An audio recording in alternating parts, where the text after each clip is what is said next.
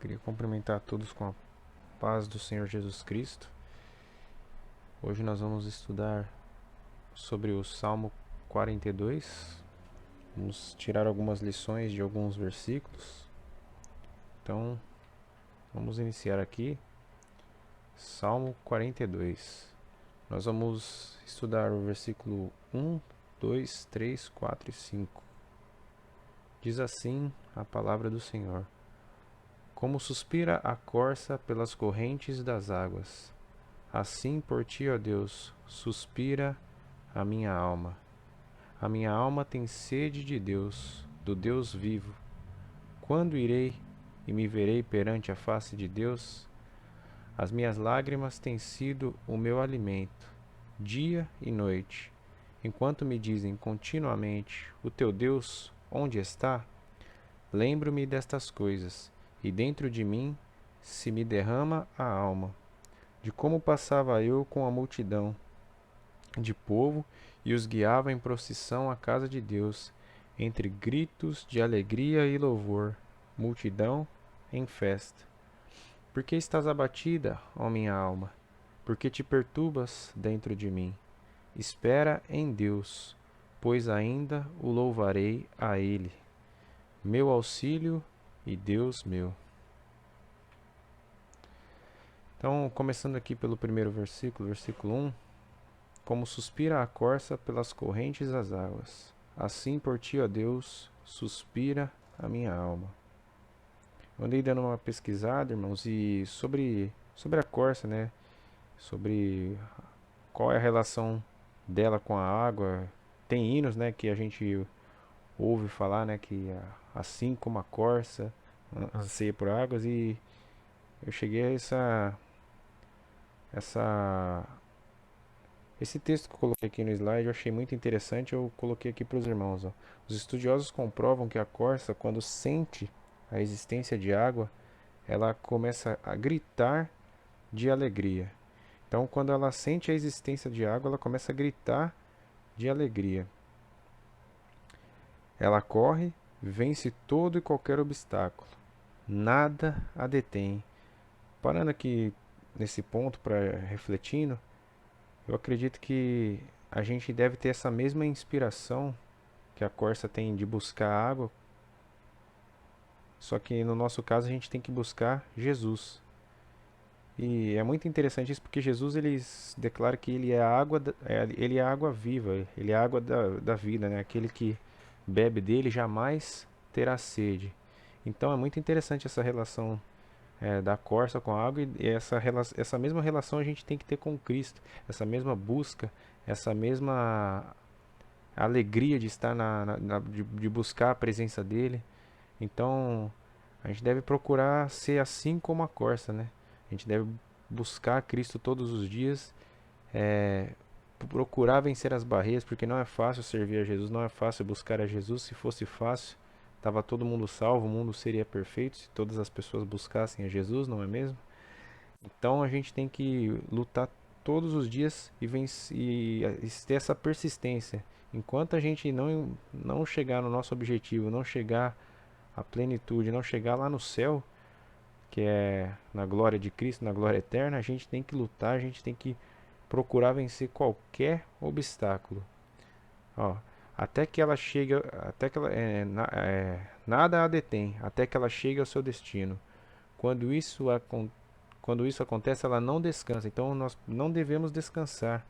A gente todo dia a gente deve, mesmo sem vontade, a gente deve procurar orar, buscar a presença de Cristo, ler a palavra dele. A gente deve se alimentar aqui na terra e para continuar a nossa jornada, a nossa caminhada. E aí quando ela encontra água, ela bebe muita água. Então Jesus é a água, né? Então nós devemos beber até a gente não aguentar mais, beber muita água e se molha de tanta felicidade. Esse se molha, eu entendo assim que a gente deve realmente mergulhar. Imagina um oceano, porque Jesus é todo poderoso, né? Então Jesus é grandioso.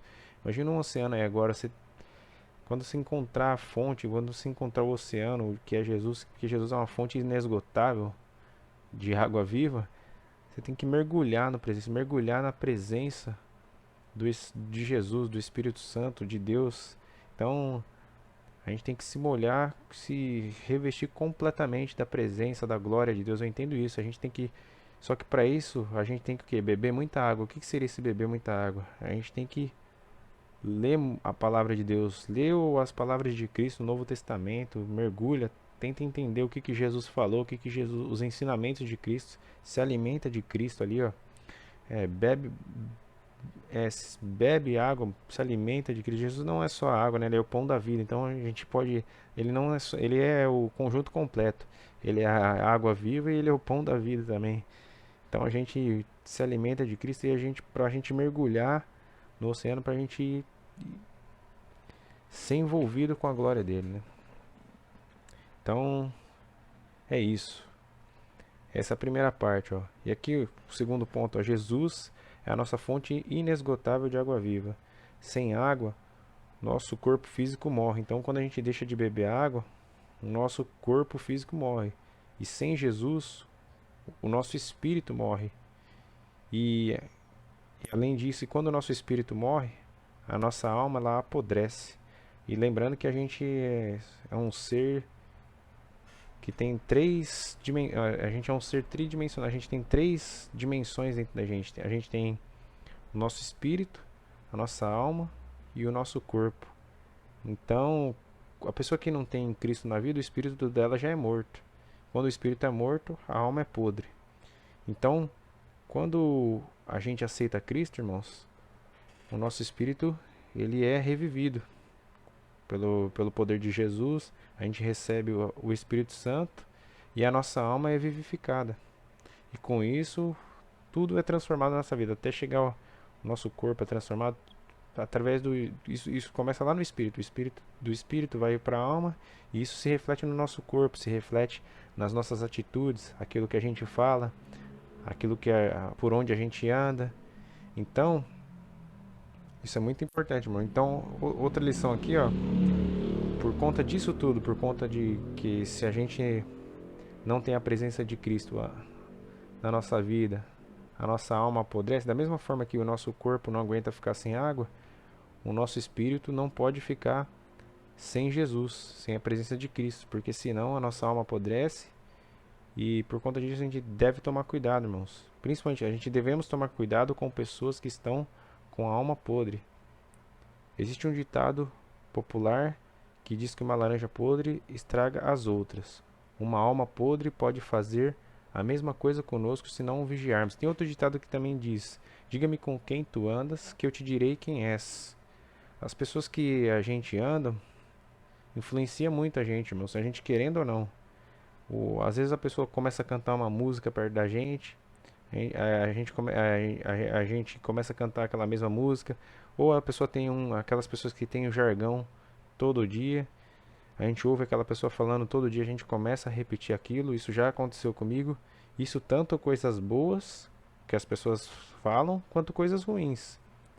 E mesmo eu andando, tendo uma vida cristã, procurando fazer a vontade de Deus, às vezes, de tanto ouvir alguma coisa ruim, de tanto ouvir frases ruins, a gente acaba repetindo. E por isso que aí entra o vigiar. A gente tem que vigiar nas nossas palavras. Então tem que tomar muito cuidado com quem a gente anda, a gente tem que vigiar mesmo pra gente não entrar não entrar na onda dos outros. Porque a gente pode começar a trair maldição para nossa vida só repetindo uma frase, repetindo uma palavra negativa que a outra pessoa fica falando, a gente ouve ali, a gente acaba se acostumando com aquilo e aí quando viu já foi. Aí quando viu a gente fica igual aquela pessoa ou até mesmo pior. Então a gente tem que tomar muito cuidado com isso. A gente tem que se encher mesmo de Jesus, tem que ser como a corça mesmo. A hora que encontrar a fonte de água, beber, beber, beber, até não aguentar mais. Então é isso. Esse é o primeiro ponto que eu aprendo, que a gente está aprendendo aqui com o verso 1. Vamos lá para o versículo 2. Minha alma tem sede do Deus vivo. Quando irei e me verei perante a face de Deus? Temos que ter saudade de Deus e anseio de ver a face de Deus. A morte para o verdadeiro cristão deve ser lucro, pois ele tem plena convicção de que ao morrer estará eternamente em um reino de paz e justiça. Se por algum motivo perdermos essa convicção, devemos parar e refletir, e orar a Deus imediatamente, e pedir perdão a Ele, pois a única coisa que nos tira a alegria de ver Deus é o pecado. No jardim do Éden foi assim. Após terem pecado, Adão e Eva se sentiram envergonhados ao estarem na presença de Deus. O pecado tirou a alegria deles de estarem na presença de Deus. O pecado nos faz ficar com medo de se apresentar diante de Deus, mas devemos enfrentar esse obstáculo para chegarmos à fonte de água viva todos os dias, assim como a corça. O pecado sempre, agora que a gente caiu, né? Depois de Adão e Eva, o pecado entrou no mundo. Então o pecado sempre vai ser um obstáculo para a gente estar na presença de Deus, né? E a gente que é cristão, a gente tem que ter saudade de Deus, a gente tem que ter sede de Deus, sede de estar na presença dele. E a gente não pode ter, mesmo a gente que é cristão, a gente não pode ter medo da morte, né? Assim, eu não vou falar que eu tenho medo às vezes da maneira como eu vou morrer, se eu vou sofrer muito. Mas medo de morrer, de perder a vida, sinceramente eu não tenho. Porque eu acredito na palavra de Deus, eu acredito que a vida com Cristo vai ser muito melhor. No céu vai ser tudo perfeito, não vai ter mais dor. É, o próprio, o próprio apóstolo Paulo que escreveu o versículo que o morrer pro, pro cristão é lucro. E ele falava que morrer para ele era muito melhor porque estar com Cristo era incomparavelmente melhor. Mas ele tinha a missão dele aqui na terra para ele cumprir, né? Então, por isso Deus permitia que ele ficasse aqui. E isso, o apóstolo Paulo falando essas coisas, é porque ele tinha um nível de comunhão, um nível de intimidade com Deus muito grande para falar esse tipo de coisa, né? Mas realmente a gente que é cristão, a gente não pode ter medo da morte, medo, porque a gente sabe que a morte ela é passageira, a nossa vida vai ser eterna com Deus e a nossa verdadeira vida não vai ser aqui na terra, porque quando a gente aceita Cristo, nós não somos mais cidadãos da terra, né? Nós nos tornamos cidadãos dos céus, nós somos embaixadores de Cristo aqui na terra. Quando tem uma embaixada de um país em outro país, aquele lugar onde tem aquela embaixada deixa de ser, por exemplo, uma embaixada dos Estados Unidos, um exemplo aqui no Brasil, o lugar onde essa embaixada foi estabelecida, naquele lugar ali se torna Estados Unidos, não é mais Brasil. Então, nós que somos embaixadores de Cristo aqui na Terra, o lugar por onde a gente passar, não tem que mais ser um lugar comum, tem que ser ali o reino de Deus, tem que ser tem que se tornar um pedaço do reino de Deus. A gente tem que ter um pedaço, a gente quando a gente aceita Cristo, a gente tem um pedaço do reino de Deus dentro de cada um de nós. Então, o lugar onde a gente pisa a planta do nosso pé tem que se tornar o reino de Deus. Por isso que Jesus fala: é chegado a vós o reino dos céus. Porque agora nós temos o Espírito Santo de Deus. Cada pessoa que aceita que aceita Jesus como Salvador, tem o Espírito Santo dentro dele. E através do Espírito Santo nós vamos levando o reino de Deus por onde quer que a gente vai passando. Isso é muito profundo, irmãos, mas é assim que acontece. Nós temos um pedaço da eternidade dentro de nós. O Espírito Santo habita dentro de nós quando nós aceitamos a Cristo. Então, e voltando assim, a gente tem que ter sede de Deus, a gente tem que ter saudade de Deus e vontade de Deus. Quando o Adão e Eva estavam lá no Jardim do Éden, todo final de tarde eles se encontravam com Deus e acredito que eles se alegravam ali com Deus, conversavam, batiam papo, viam a Deus face a face, é uma coisa que nenhum ser humano comum agora vai poder fazer isso mais, nem Moisés, que era um homem tão próximo de Deus, um homem que estava ali todo o tempo ali no monte Sinai, ouvindo as palavras de Deus. Deus praticamente mostrou para ele tudo que aconteceu do Gênesis, o Êxodo. Deus deu todas as tábuas da lei, contou toda a história para ele escrever os 5 primeiros livros da Bíblia. Deus deu a revelação para Moisés. Para vocês que não sabem, os 5 primeiros livros da Bíblia, toda a parte histórica, toda a parte de lei, Deus revelou para Moisés, e ele foi escrevendo. Moisés foi o autor, e tudo isso foi através de revelação, óbvio, porque Moisés viveu muito tempo depois de Adão e Eva, de Noé, de Abraão, Isaac, Jacó, José, enfim. Moisés foi depois desse tempo, então Deus revelou tudo isso para ele. Então, e a gente, e voltando para Adão e Eva, então eles se encontravam toda vez no final da tarde com Deus. Só que quando o pecado entrou, eles se sentiram envergonhados, perderam a vontade de falar com Deus. E conosco hoje em dia é a mesma coisa. Quando a gente peca, a gente não tem mais vontade de orar. A gente fica com vergonha, né, de ir lá e falar com Deus. Mas aí que a gente tem que ser meio que um pouco, vamos dizer assim, cara de pau e enfrentar. Você já pecou mesmo? Deus tá vendo, Deus viu. Não adianta você querer esconder. Vai lá, pede perdão. E quando você pede perdão para Deus pelo seu pecado, quem vai ficar envergonhado é o diabo, porque ele vai querer te acusar ali, ó, e não vai poder te acusar, porque Jesus Cristo já pagou o preço. Jesus já morreu, já pagou o preço pelos seus pecados. Então, ele que vai ficar envergonhado, porque ele vai ir lá te acusar. Você já pediu perdão e já tá pago porque Jesus morreu na cruz. Simples assim e poderoso assim. E outra coisa também, outra coisa também não é só pedir perdão pelo pecado, né? A gente tem que abandonar a prática. Não adianta nada, porque a partir do momento que a gente peca e continua pecando, ou às vezes aquele pecado que a gente comete sempre e para de pedir perdão para Deus, isso aí se torna uma iniquidade. E aí o negócio começa a ficar complicado. As pessoas que ficam é como se fosse um pecado de estimação. Você perde o temor de Deus e não pede mais perdão. Você não sente mais culpa por aquilo, então tem que tomar cuidado para o seu pecado não chegar nesse nível de iniquidade. Você continua fazendo as coisas na casa de Deus e vai pecando mesmo, vai fazendo de qualquer jeito. Uma hora Deus pode te cobrar disso. Então, toma cuidado, irmão, com o pecado. Pede perdão mesmo, se esforça e tenta abandonar o pecado. Porque se você quer ter uma vida na presença de Deus, se você quer um dia ver Deus face a face, chegar um dia lá no reino celestial e ver a glória dele, tem que tem que ter uma vida de renúncia, tem que abandonar o pecado.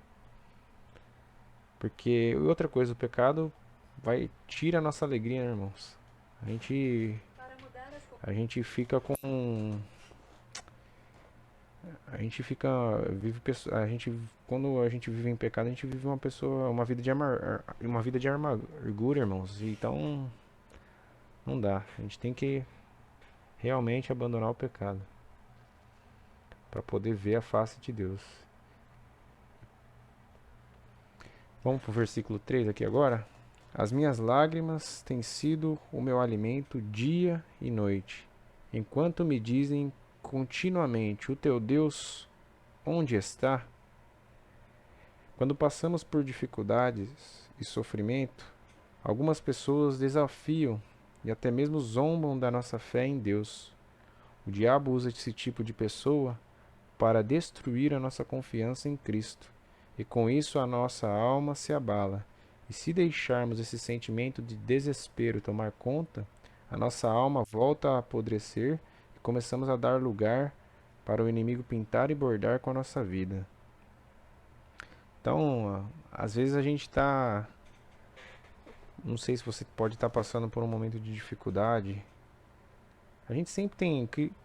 Cristão de verdade sempre vai ter uma luta, né? Sempre é difícil o cristão viver em paz porque o inimigo sempre vai estar tentando lançar alguma coisa, irmãos. Mas a gente não pode. E às vezes você pode estar passando por um momento difícil e o inimigo pode usar pessoas, às vezes pessoas da sua própria família. Aconteceu isso com Jó, irmãos. Jó estava passando toda aquela tribulação que Deus permitiu que o inimigo tocasse na vida dele, e a própria mulher de Jó pegou e falou para ele amaldiçoar Deus e morrer. Então, falando que para ele desacreditar de Deus. Às vezes você tá, sei lá, desempregado e tá indo lá tá indo na igreja, e aí às vezes vai chegar um parente seu e vai falar: mas você tá indo pra igreja lá pra quê? Você tá indo tanto tempo indo na igreja pedindo para Deus abrir uma porta de emprego e essa porta não abre? Ou você tá procurando uma cura por muitos anos e não tá obtendo, mas você tem que entender que também às vezes tudo é no tempo de Deus. E às vezes chega aquela pessoa: quanto tempo você tá indo aí, nada acontece. Pessoas vêm zombar, e aí isso acaba entristecendo seu coração. E você tem que tomar muito cuidado com isso para que isso não se torne uma. Você não se revolte no seu coração contra Deus. Não dá lugar. A gente ouve muitas vozes neste mundo, né? Voz das outras pessoas. Tem a voz do inimigo que ele sopra coisas na nossa vida também. Tem a voz da nossa própria alma, que os nossos sentimentos eles são enganosos. Mas só tem uma voz que a gente pode seguir, irmãos, que é a voz de Deus. E a melhor maneira de a gente seguir a voz de Deus é através da palavra, porque a palavra de Deus é a voz de Deus revelada para nós. Está tudo explicado lá. Então, por isso que é muito importante a gente ler a palavra de Deus. Porque quanto mais a gente lê a palavra de Deus, mais a gente confia em Cristo. Mais confiança em Cristo, mais a nossa vai aumentando, isso vai aumentando a nossa fé. E aí dificilmente a gente vai ser atingido por esses ataques, né, das pessoas, por essa zombaria das pessoas. Então a nossa fé fica fortalecida, a gente tem uma fé firme em Deus quando a gente anda alinhado com a palavra, a gente procura se alimentar da palavra, a gente procura beber da fonte, como a gente viu lá no primeiro versículo, que nem a corça, nada nos abala, nada nos desestabiliza. Enquanto a gente não chega no nosso objetivo, a gente não desiste. Assim tem que ser a nossa caminhada. Amém? Vamos para o versículo 4. Lembro-me destas coisas e dentro de mim se me derrama a alma, de como eu passava com a multidão de povo e os guiava em procissão à casa de Deus, entre gritos de alegria e louvor, multidão em festa. Na casa de Deus deve haver adoração e alegria. Nós que aceitamos Jesus somos a casa do Espírito Santo de Deus. Devemos adorar a Ele com o nosso corpo, e com isso sua alegria transbordará dentro de nós como se fosse uma verdadeira festa. Então, nós somos o templo e morada do Espírito Santo. Nós somos a casa de Deus. Então, dentro de nós deve fluir a adoração e fluir a alegria do Senhor. A alegria do Senhor deve ser a nossa força. Quando a gente adora a Deus, quando a gente busca a Deus, mesmo que a situação esteja difícil, Deus envia a alegria, Deus injeta uma alegria sobrenatural na gente, uma paz também, às vezes que excede todo o entendimento, e a gente consegue suportar situações que seriam humanamente impossíveis. Deus nos dá uma força sobrenatural. A alegria dele inunda nosso coração. Por isso que tem não vou lembrar onde está escrito, mas eu sei que tem um versículo que fala que a alegria do Senhor, acho que tem um salmo também. A alegria do Senhor é a nossa força. Então isso significa isso, porque a nossa alegria não está nas coisas terrenas, a nossa alegria está em Deus, está na presença dele, e ele nos toma de tal maneira que, independente da circunstância, a gente consegue ter uma alegria sobrenatural. Não tem outra explicação. A nossa vida é uma festa quando nós estamos na presença de Deus, né? Porque tudo vem dele, a alegria vem dele, o amor vem dele, a paz, tudo que é de bom vem de Deus. Então, por isso que nós devemos cuidar da casa de Deus. Cada cristão é uma casa de Deus aqui na terra. Então nós devemos manter. Por isso que a gente, quando a gente tem a nossa casa, né, a gente tem cuidado, né? A gente procura manter os cômodos limpos, o banheiro. A gente procura deixar tudo organizado. E da mesma forma tem que ser com o nosso corpo. A gente tem que manter o nosso corpo limpo. Porque o nosso corpo tem. A gente não está mais morando sozinho aqui, né? Tem um Consolador, tem um Espírito Santo que mora aqui com a gente. Então a gente tem que procurar manter tudo limpo, tudo organizado. Quem é casado, não sei se eu sou casado, tenho minha esposa, se eu deixo alguma coisa desorganizada, bagunçada, às vezes a minha esposa dá uma cobrada, né? "Ô, arruma tal coisa, faz, você deixou aquele negócio jogado, tira, guarda no lugar certo, tal". Da mesma forma, o Espírito Santo é da mesma forma, a gente tem que tem algumas coisas que às vezes a gente deixa fora do lugar na nossa vida e ele vai nos cobrar para a gente poder andar alinhado com Deus. É da mesma forma. Por isso que é importante a gente ter o Espírito Santo, porque ele não vai deixar a gente deixar a casa suja. Resumindo assim, de certa forma, não vai deixar quando a gente pecar, tirar alguma coisa do lugar na nossa casa ali, deixar desorganizado, que na maioria das vezes é por conta de um pecado. O Espírito Santo vai cobrar a gente, vai falar conosco para a gente voltar a se alinhar e a se organizar com a vontade de Deus. Amém? Então vamos para o último versículo para a gente encerrar. Por que estás abatida, ó minha alma? Por que te perturbas dentro de mim? Espera em Deus, pois ainda o louvarei. A Ele o meu auxílio e Deus meu. Se sabemos que Deus pode todas as coisas, não devemos nos entristecer ou ficar abatidos. Devemos esperar confiantes, porque o auxílio de Deus para os nossos problemas virá no momento certo. A sua hora de se alegrar e louvar com certeza virá.